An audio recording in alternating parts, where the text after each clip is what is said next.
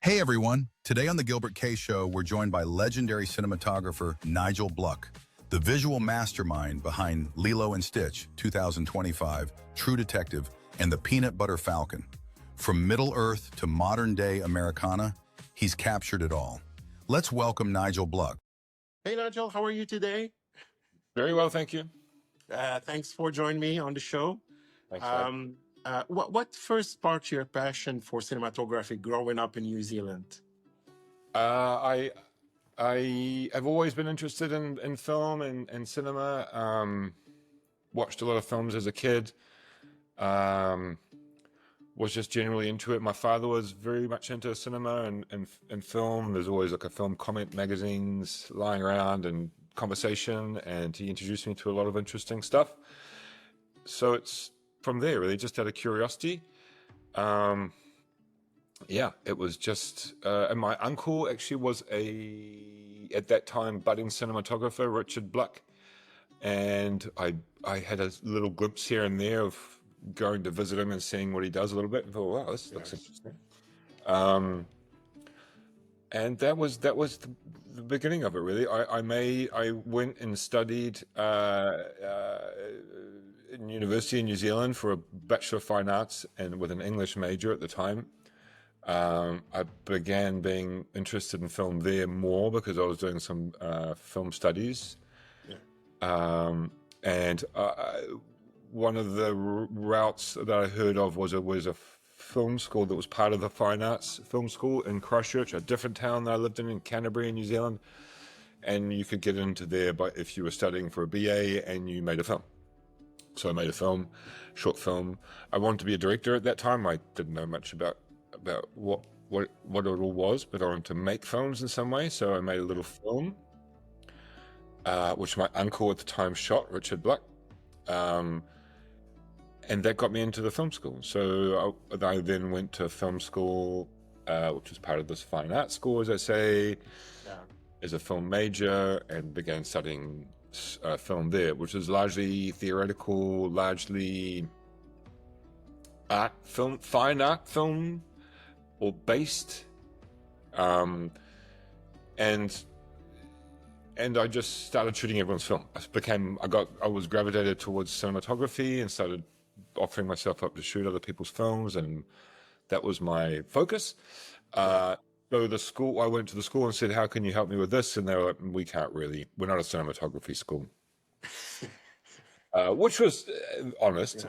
And at the time, and they were like, well, you need to just go and join the industry. Because at the time in New Zealand, that's what you did. You joined the industry, you became a clapper loader, you worked your way up through the ranks. That was the only way forward. So I did as much and left, moved again to Wellington, the centre of the film industry at that point in New Zealand, and did the things you do. Went to Panavision and learned to load magazines, and went and loaded and worked as an assistant for a few years.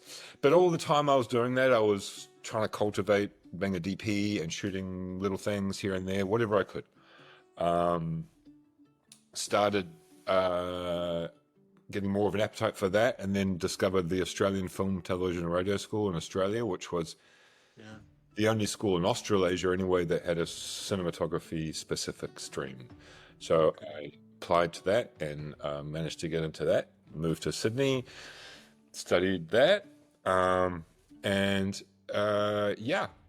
studied for a couple of years there, and went back to New Zealand, and started a very small production company with my now wife, then partner at the time, and another friend. We bought a 16mm camera, started shooting corporate stuff, whatever we could get our hands on, and it just went from there. I started shooting commercials and built on commercials, shot my first film very early on when I was very young, for Hamish Rothwell, who was a guy who was shooting a lot of commercials with at the time in New Zealand. And that was Stickmen, and then got an opportunity on Lord of the Rings as one of the DPs shooting a visual effects unit, and it sort of went from there, basically. Evolved, yeah. That's great. So what lessons did you? So you shot your first feature at 26. What lessons did you take away from making Stickman? Well, I remember it as the most tiring thing I've ever done. Yeah. But it was very satisfying in that way. It was just like drawing on all these things you know a little bit about, and some things you know nothing about, and trying to make sense of them. The main lessons I learned.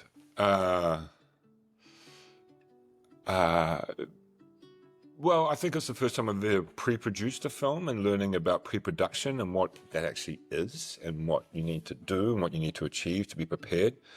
Everyone's got different versions of that, and I'm still learning about that every day. But that was one of the main things. I sort of didn't quite know how to pre-produce it. I felt very prepared, but I think in retrospect, it would have been I would have known what to focus on. Yeah.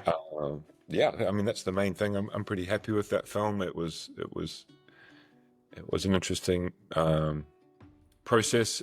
We were very brave at the time with some of the processes we were using, so we didn't choose the easy route. But it was rewarding, I think. Yeah. Yeah, that's great. And then you landed the role of second unit DP on the Lord of the Rings. What was like shooting on such a legendary production early on? It wasn't the second unit. There were many units on Lord of the Rings. I was the visual effects DP of it. Okay. Yeah. So they're different things. I just want to make sure that's clear. Yeah. What was the question about that? Sorry. Yeah, no. What was like being on a legendary production in your career? It was very intimidating on one level, but then a little bit familiar because I knew all the people who were the locals, who were the technicians, so I felt relatively comfortable there. I'd never really done anything of scale and blue screen. I mean, I knew my way around it because I'd done a bunch of commercials and understood it. But it was great working with a real visual effects supervisor and being chaperoned through that, if you will. I met Andrew Lesney.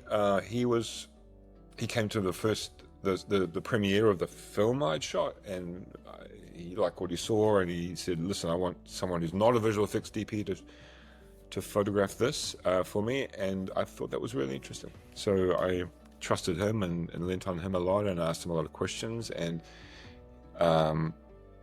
bless him, I miss him very much, and he was a huge influence on me in many ways. Still one of the smartest cameramen I've ever come across. So fast forward to HBO's True Detective. What was your approach to creating the show's haunting visual language in season 2? Well,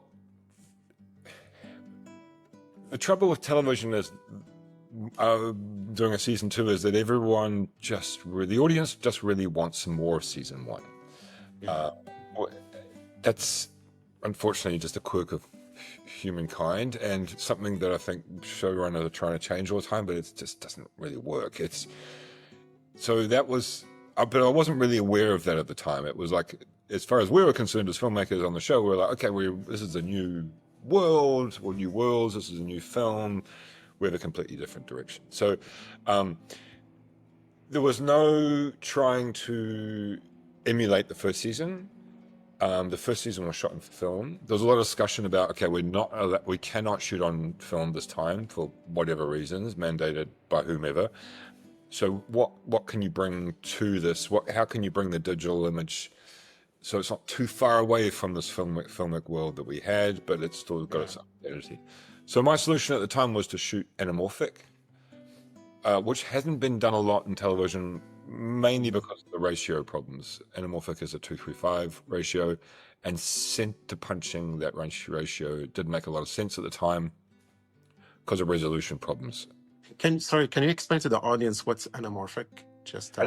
Anamorphic is a way of shooting which uses a specialized lens, which squeezes the image into the camera and then de-squeezes the image either optically or digitally, depending if you're projecting or watching it on a device. It's a way of maximizing the negative, putting as much information as you can into a space, and then packaging it in that way, and then So it's the lenses are doing a lot more than they would on a spherical lens. A spherical lens shoots an image as you see it. It's all very proportioned correctly, and it's mathematically correct, and it's wonderful. Anamorphic is a far more sophisticated tool in a way. It's a more sophisticated piece of optics. It has a certain amount of drawbacks, a certain amount of positives. It's an interesting lens. Yeah. The main thing that I was using it for is it does have it has an optical quality to it, which spherical doesn't have as much. It softens the image somewhat, which at the time with the digital cameras we were shooting on, I really wanted because it was too sharp for me. I didn't want to do that using filtration or too much smoke.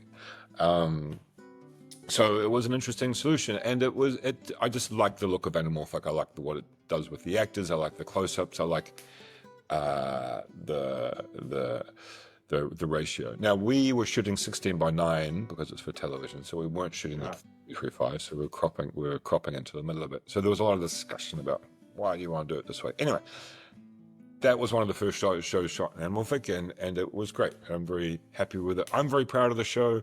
I think you need to look at the show as a separate world, a separate show from the first show or the following show, and it has a whole different sort of merit, I think. So yeah, it was very interesting. I love shooting. I was very privileged to shooting in LA for 8 months, and it's a landscape, especially that landscape, which I found very interesting.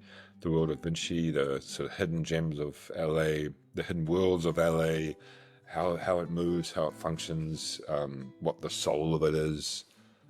Aerial explorations of that I found interesting. The macro and the micro of what was going on. I really enjoyed the process. It was, I got to know Nick Pizzolatto quite well, who's the showrunner. I learned all about the politics of who you're serving as a DP on a show like that, whether it be the showrunner or the director or both, or how the politics of that work, and it's very tricky. I think it's an interesting show. I think it's visually interesting. I was trying to make something that was timeless, even though it was very much set in a time period. Now, well, now. And I was trying to make something that was simplistic, didn't draw attention to itself with the camera. It was all about showing these locations and these places as they were, and then injecting some sort of mystery or mysticness or mysticism to them where it needed to. So how do you balance, like, how do you make sure that you have your signature on cinematography, but at the same time you want to make sure the director, like, because it's collaborative, right, the work, but at the same time you have your vision too, right? How do you balance that? What do you do to balance that? Well, it's an ongoing conversation. It's always different depending on who you're working with.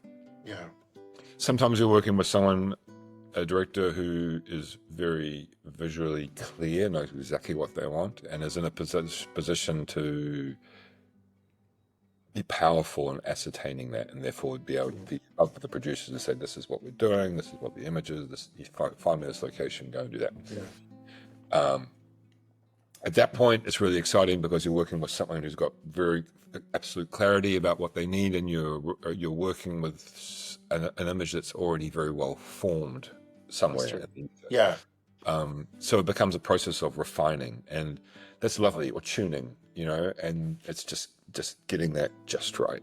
And sometimes it's completely different, and it's a ground up thing visually, and the director is really a writer, and or maybe finding their feet as a director, and they can talk to you all day long about what the script is, what needs to happen emotionally in the scene, but they can't really convey to you exactly what it is visually. Totally different approach, just as exciting as a DP because you're building it from the ground up. That's true. I like both. As a DP, you get to craft the higher level of it. I think a lot when you're working with someone who's already got an image in their head, because you're refining something, you're already halfway down the line. Yeah. But then sometimes if you're starting from the ground up as well with someone who's more of a writer, it's very exciting to be managing that image a lot more from my quarters, So Yeah. different every time. And I think being a DP and having been a DP for a while, I'm learning always, and just need to start the project with a blank slate every time and figure out where you're at. What is the language? Ask the right questions. Educate yourself in the world that the director or the writer has created. Have so you can have a worthwhile opinion about what direction we should go with this. Really understand the director and their vision before you start applying potential formulas for how this is going to be. I think if you go in too early, you're trying to retrofit the script or the ideas to a visual style, and that's completely the wrong way around. So just through lots of experimentation over the years, I'm finding my way, and it's always different, as I say, but there are roadmaps to this. I think it's like things like that, is letting the script speak first, letting the director speak first, understanding, trying to get to the bottom of what the director sees, and then just knowing how to discuss these things, how to talk to a director about visual worlds, and how to have opinions about visual worlds and filmmaking and what works and what doesn't work. But always being open-minded as well, because I think, well, for me anyway, in cinema, when I'm surprised by something, I'm most interested. When a genre defies you by turning a corner into another genre, or elevates or de-elevates or takes a turn that you weren't expecting, that's what I'm living for. I mean, I rewatch a lot of movies, but I get bored when it's like I can tell what's going to happen next and what the next approach will be. More importantly, it's like, okay, they're going to do this next. And it's like, okay, so wherever we can find ways to keep the audience fresh, interested, surprised by the visual approach, I think is a great thing, without deterring from the story or without drawing attention to the work of my work, which is very important. So that's the fine line, how to be silent, how to not exist, but still make a beautiful, correct visual rendition of the film, the story, the vision. That's great. Before we move on to the next segment, we're going to play a game called This or That. And it's a rapid fire game where you choose between two fun options. Are you ready, Nigel? Okay. Film or digital? Film. Natural light or studio lighting? Natural light. Wide shot or close-up? Wide shot. Indie film or studio blockbuster? Difficult question.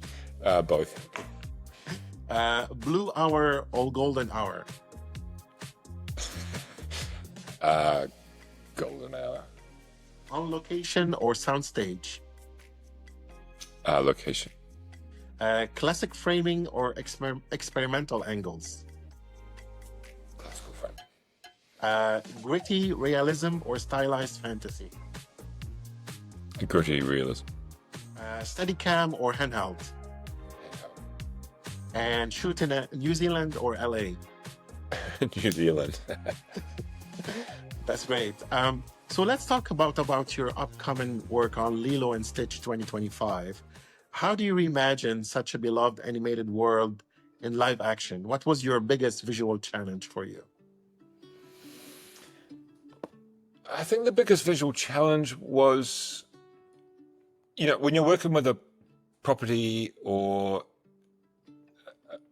a world that already exists so strongly, that people know so well, that have watched so much, who you have to be very careful how you change it or adjust it, so you don't offend anyone, and so you don't spoil all that stuff that that journey they've already come through to Yeah. this point. So there was that in terms of looking at the original work and going, okay, well, it has to live somewhere in here.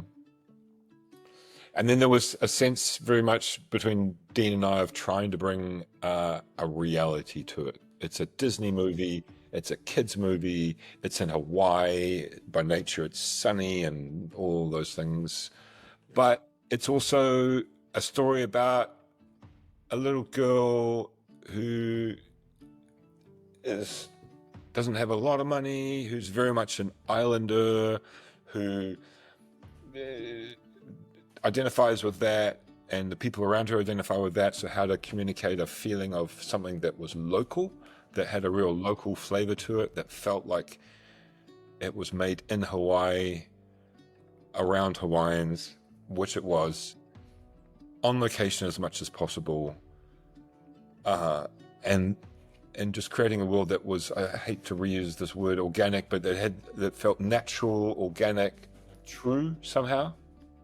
So I was looking for truth in the light, looking for truth in the locations, looking to, even though it was a far out science fiction premise, to ground it as much as possible. So when this little alien came into the world, it kind of had this amazing contrast to it. So that was the kernel of it. And then it's how to bring Stitch into this reality and give him a believable existence there, along with the other aliens. So that was the challenge, you know. And look, I think that Disney had a slightly different vision of that, and there was a lot of sort of melding in between. And you know, I think they wanted something that was a little more obviously bright and sunny. But I think we both felt that the film had a lot of ups and downs in its story, and we wanted to be more three-dimensional than that. So yeah, that was the basics of it, really. That's great.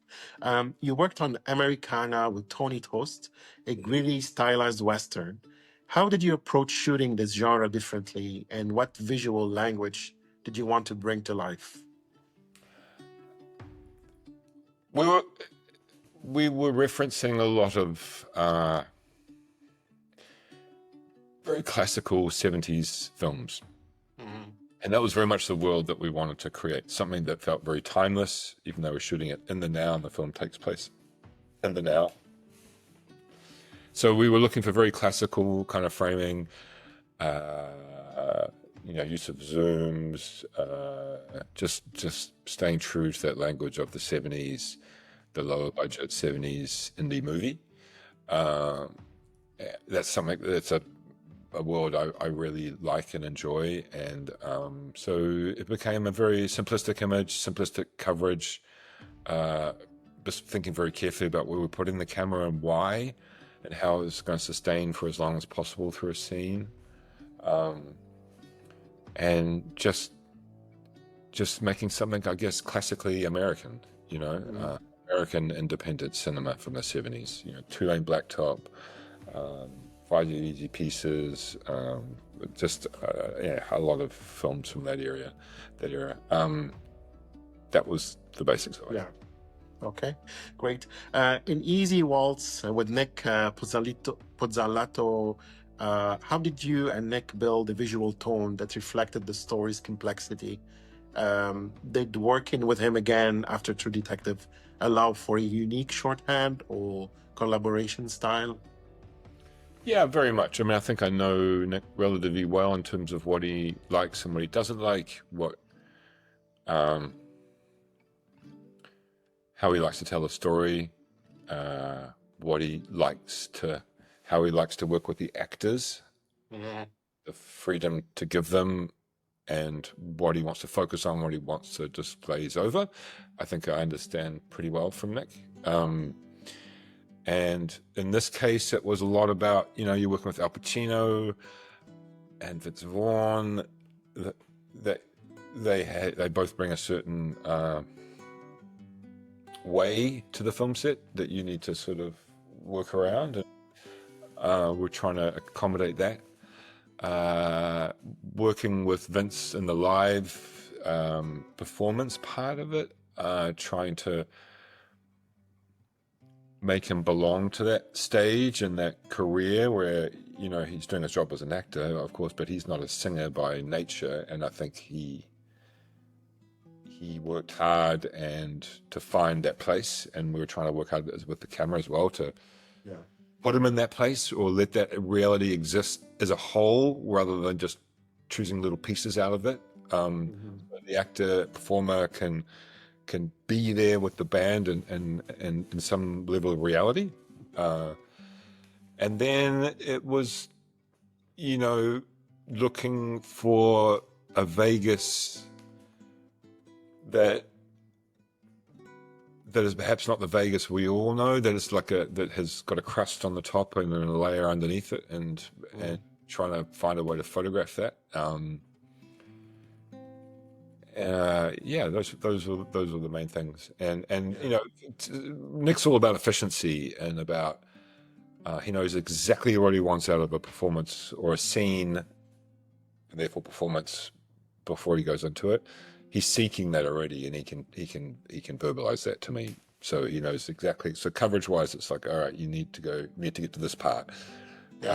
So it's about constructing a roadmap early on, rather than just covering a scene and then discovering it in the edit. It's very much like, you plan it. So do you storyboard, or it depends on the project? There was a few things we storyboarded with Nick, but not on a lot. For me, it's different every time. It's such an interesting process. I did a lot of storyboarding in the last movie I made, Anaconda. A lot of storyboards. A lot of them we didn't use. The process changes every time. Sometimes it's like creating a Bible, which you're going to obey. And sometimes it's a process of visualizing.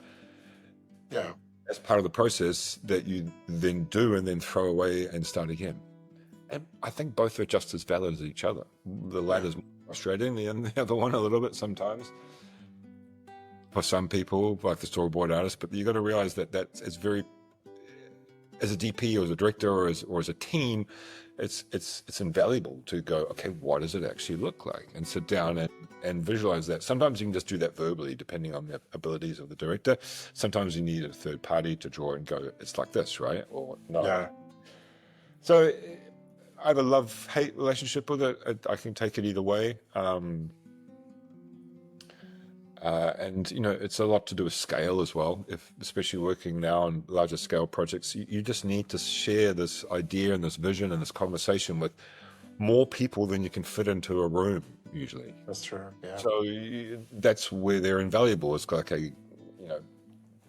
people need to know what the frame is 6 weeks before we even think about shooting it. So that's what storyboards are about.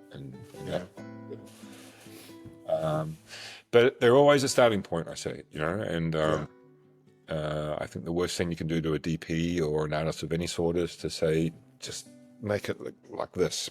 Exactly. What just happened? At that point, what do we do? So it's communication. It's about communicating clarity, efficiency,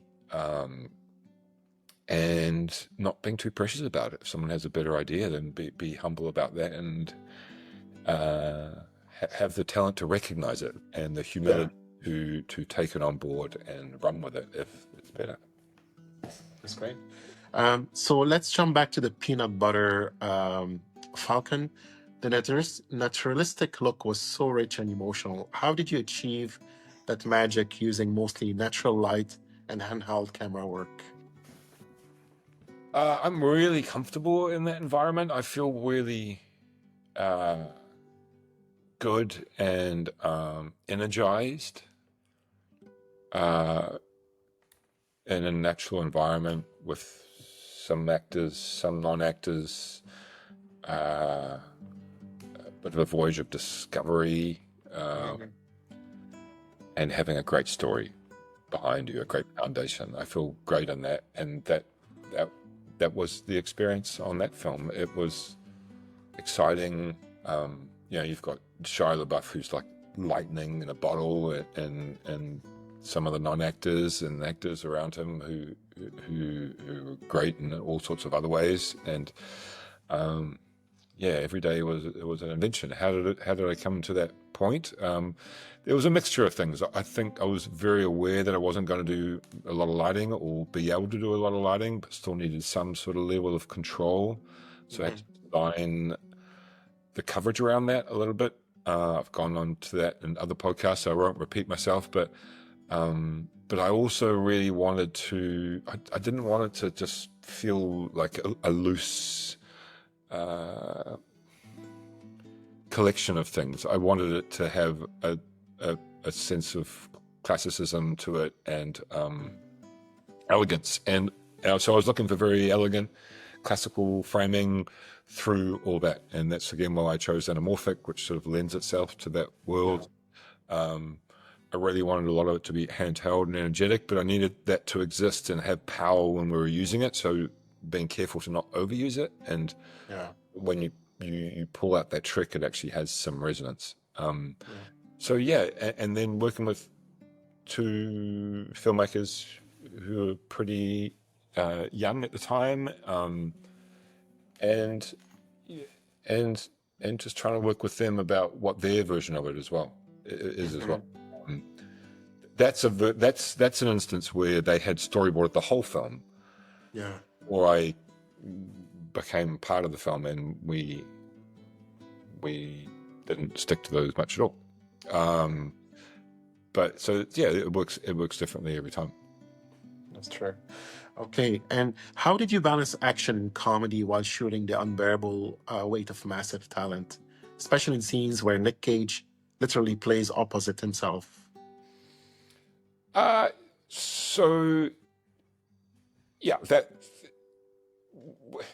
That's a film which defies genre, I think, really.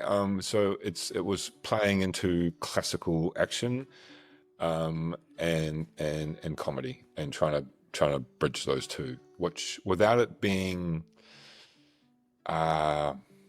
too broad is what was the aim. So still feel like it was beautiful and elegant and elevated somewhat. So that was the aim there, in terms of integrating the action and the jokes, as it were, which Tom and I have continued to do on our next project, Anaconda. In terms of the twinning of it and Nick scenes, that was very interesting. We did a lot of research. There was, at that time, there was quite a lot of stuff around of twinning characters, and everyone had different ways of doing it. And I think what we found is just the simple ways were the best, and just the bare simplicity of having two Nicks in one frame was always the better. You could do all sorts of tricky cuts and move the camera around these people as they go through this world, and it was it was a bit buff, it didn't resonate as much as just two Nicks in a frame interacting. So and that is the simplest way to do it technically as well, obviously. So it was interesting with going all the way around with all the different methods, and then figured but it's also that's what that film needed. It's comedy. Sometimes just a simple frame with two people telling jokes is what you need to get the jokes and get it shot, and let the actors improvise and have a feeling of freedom with it, to get the comedy. So it was an amalgam of a lot of things. We're also working in Budapest, and those filmmakers are very good at that sort of very serious action movie business. So it's kind of like, well, when in Rome, let's let them run with that, and you get that. What is a car chase made in that city, which there's been 150 of those car chases filmed in the last 10 years in that city by those people. So it's kind of hard to break that mold, you know. But and for our film, I think it was okay because that's what we needed out of those moments. Yeah, So that's great. yeah. So you've also done additional photography on blockbusters like the Deadpool and Assassin's Creed. How do you adapt your style to these kinds of mega productions when stepping into already established look? Well, that's about finding out what the author, the original DP and director wanted to do with it and what their intentions were. Trying to get a good roadmap of that before you start so that you can create something that's continuous. And that's the same thing I ask of DPs when they finish films for me. Or do second unit with me. And, you know, from a first-hand experience, it's very clear when those people can ask the right questions and have the right attitude to it and when they don't, you know. So I try to be the person who asks the right questions, and so, you know, try and study the work, try and listen to the director, try and talk as much with the DP as you can, and listen to the crew if you get the privilege of using the same crew, and try and make something seamless. You know, it's a great exercise as well as a DP to be completely egoless, and it's like not to question the choices that have been made and to continue with them and to try and see the good in them and how to make them and grow and be even better versions of them in some shoots, you know, trying to give as much as possible. So I find I find it a really good exercise. I love meeting new directors. You're lucky to drop into these projects that sometimes take 6 months to shoot and just be there for a month or so and have all the same toys and same scale. Okay. Before we move on to our final segment, let's play a game called True or False. And it's the ultimate memory test where you must decide if each statement about your career is fact or fiction.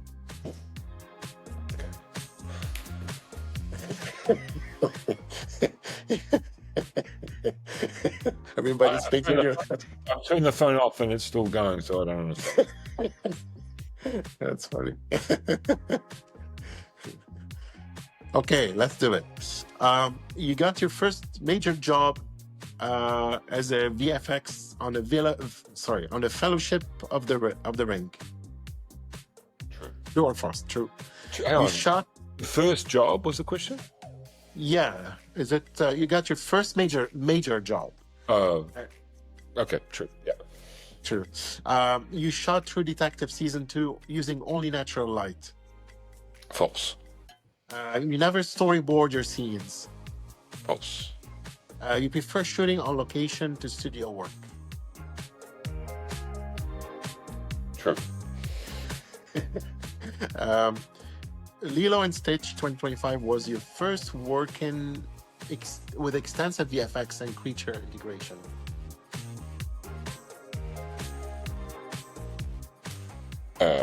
False.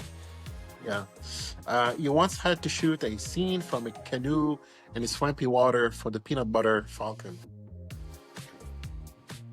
You've turned down scripts purely because the story didn't speak to you visually. True. You secretly want to shoot a musical. False. You think cinematography should always shoot their own second unit. False. And you believe the best camera in the world can save a bad story. Okay, let's move on to our final segment. So what's the biggest misconception about being a cinematographer that you'd love to set straight?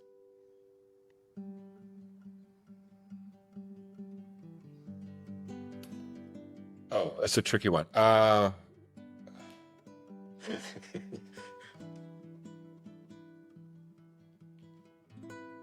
it's easy. Okay. Good point. Where do you see the future of cinematography going, especially with the rise of LED volumes, AI, and virtual productions? Are you excited or cautious? Cautious.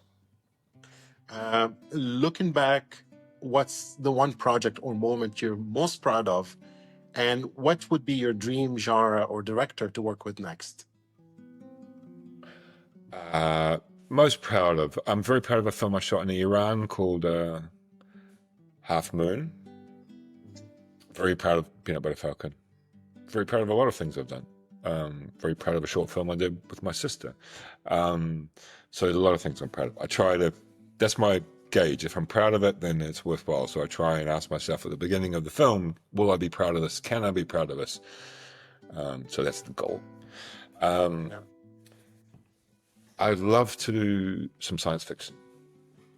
Okay, great.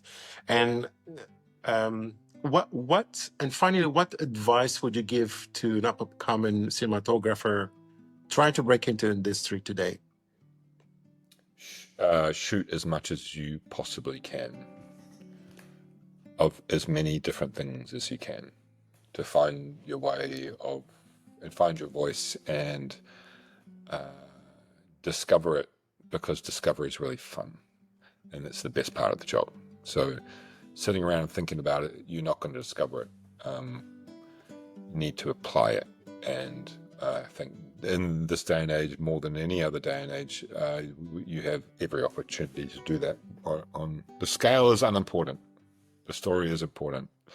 The intellectual consideration of the method, of how you're going to apply it, is very important. And most of those things can be applied in a macro or a micro way. So you don't need all the lights in the world, or the story, or the thing, and to do that. So yeah, just shoot as much as possible, or as many different styles of things as possible. That's great. Sadly, we're coming to the end of the show. That's all, folks. Nigel Bluck, everyone. Thank you, Nigel. Thank you for having me.